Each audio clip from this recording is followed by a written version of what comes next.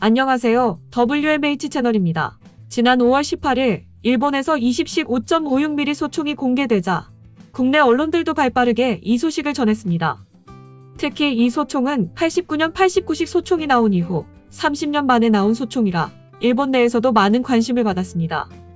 이 소총이 나오자 일본 내에서도 괜찮은 성능의 소총이라는 뉴스가 주를 이루었지만 비판적인 목소리도 나왔습니다. 육상 자위대의 새로운 소총에 많은 과제란 제목의 이 기고문은 키요타니 시니치란 군사 전문가가 작성한 글입니다.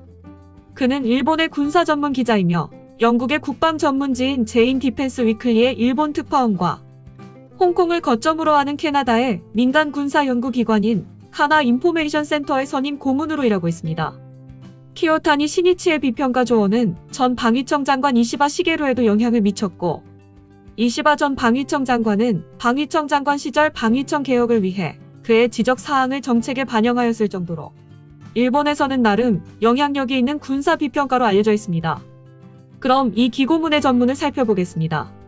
지난해 12월 6일 방위성은 89식 소총의 후계자 선정 작업을 진행하고 있었다. 이후 육상자위대는 새로운 소총으로 일본 기업 호아가 제작한 호아 5.56을 20식 5.56mm 소총으로 채택했다고 발표했다. 후보 기종으로는 호아 5.56과 독일의 헤클러 코흐의 HK416, 벨기에 FNL 스탈사의 스카엘을 각각 취득해 평가 작업을 실시하였으며 성능이나 코스트 등을 종합평가하여 호아 5.56을 채용했다고 한다. 그리고 5월 18일 방위성은 20식 5.56mm 소총을 미디어에 발표했다. 89식 5.56mm 소총에 비해 작고 배수성과 방수 기능이 향상되었다고 한다. 무게는 3.5kg, 총 높이는 330mm로 가변식의 복합형 개머리판을 채용하였으며 전체 길이는 783에서 853mm로 89식 5.56mm 자동 소총에 비해 짧다. 탄창은 폴리머 수지로 만들어졌고 장탄수는 30발이며 89식 5.56mm 소총의 탄창도 사용할 수 있다.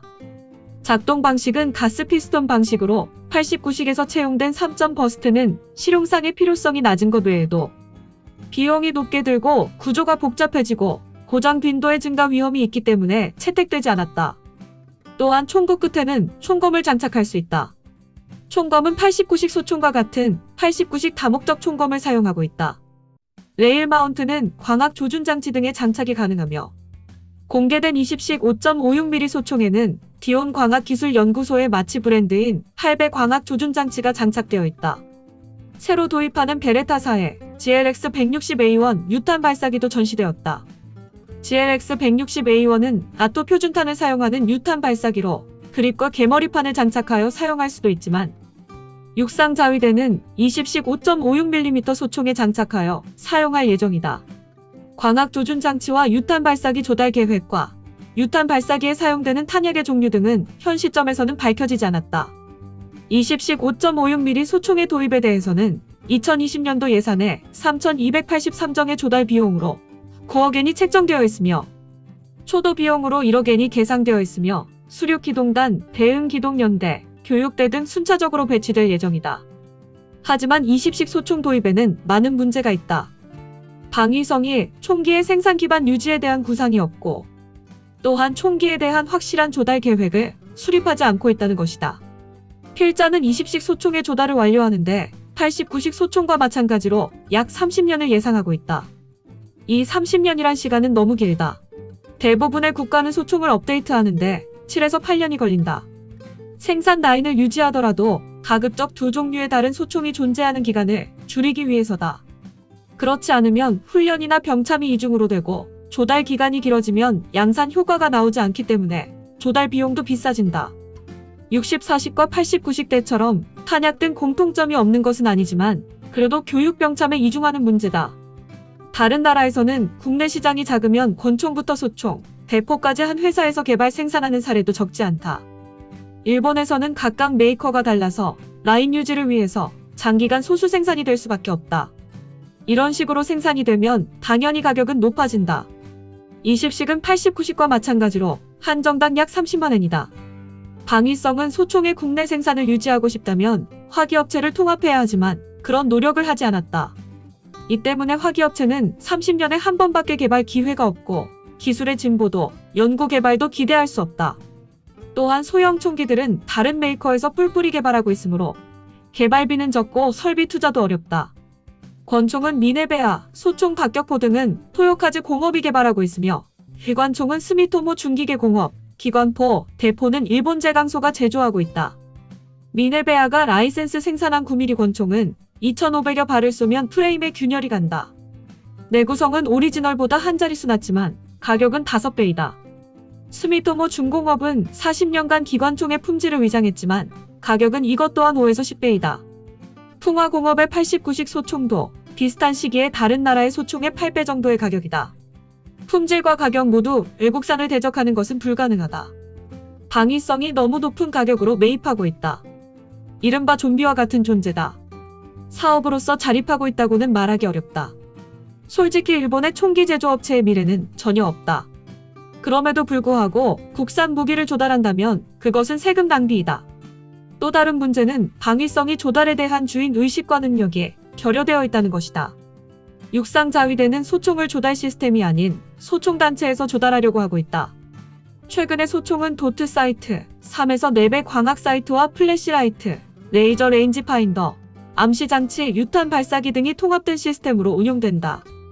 또한 최근에는 총구에 보조기를 붙이는 일이 많아졌다. 이는 발사음이나 발사음을 줄이는 효과가 있다. 육상 자위대에 취재한 결과 이러한 컴포넌트의 운용 조달은 아직 확정되지 않았다고 한다. 업계 소식에 의하면 예산이 없기 때문에 소총 업그레이드 기간을 최대한 30년으로 잡고 그 외에 컴포넌트는 여유가 생기면 생각한다고 한다. 전시된 스코프도 어떤 대원이 어떻게 사용할지 어느 정도의 수량을 조달할지는 정해지지 않았다고 한다. 총기 도트 사이트가 없으면 근접 전투에서 압도적으로 불리하다. 또한 원거리에서 2에서 3배의 스코프가 없다면 이 또한 압도적으로 불리하다. 일본의 소총은 일반적으로 다른 나라의 소총 본체와 가격이 비슷하거나 그 이상으로 높다.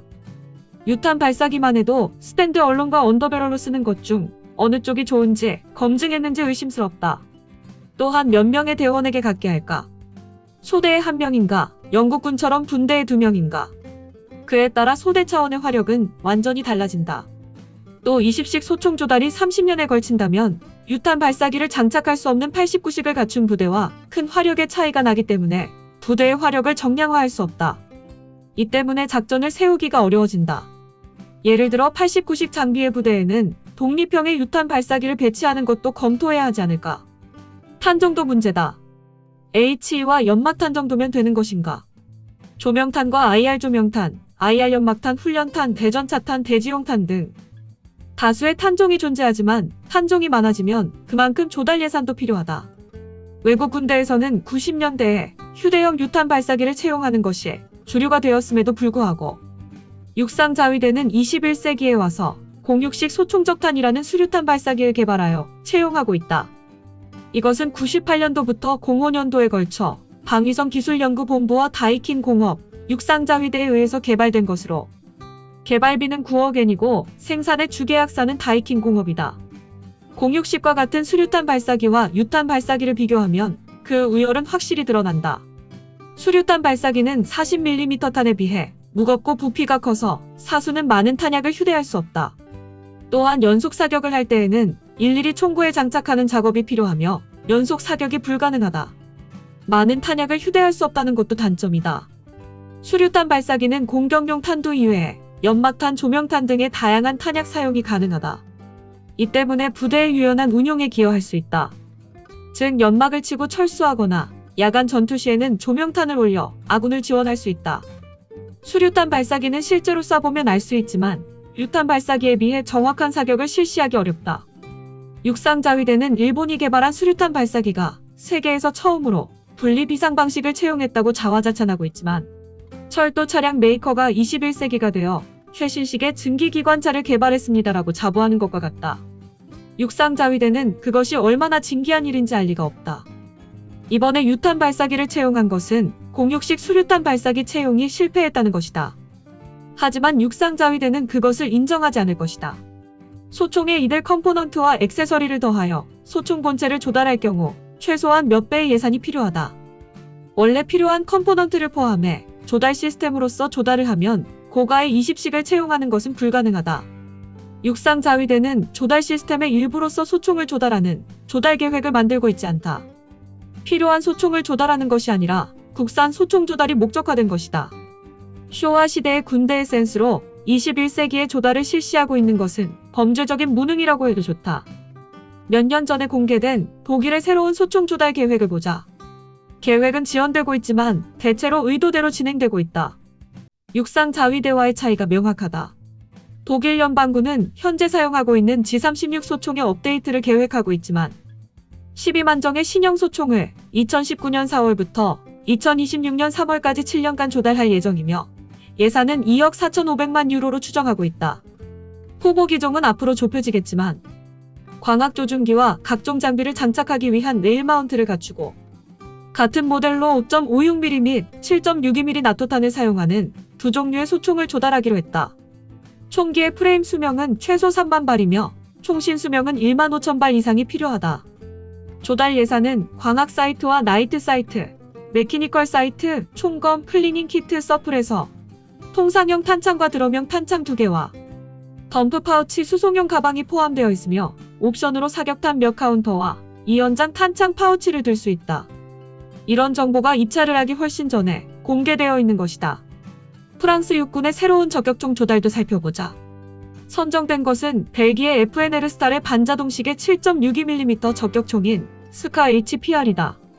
2,600정을 조달할 계획으로 315만 발의 철갑탄, 35만 발의 매치 그레이드탄, 나이트 비전 1800세트와 선월 사이트 1000세트로 되어 있으며 계약액은 1억 유로이다.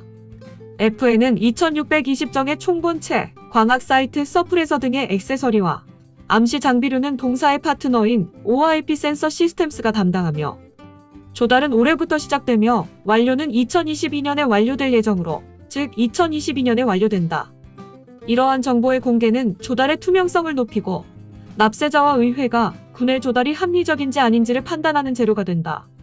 본래 군의 조달에서는 조달수, 조달기간, 총액을 제시하고 이것을 의회가 승낙해 업체와 계약한다. 하지만 일본은 그러한 계획은 국회에 제출되지 않고 조달 계약도 체결되지 않는다. 이런 식이라면 보통 기업은 사업 계획을 세울 수가 없다. 세계적으로도 이 같은 허술한 조달은 매우 비정상적이다.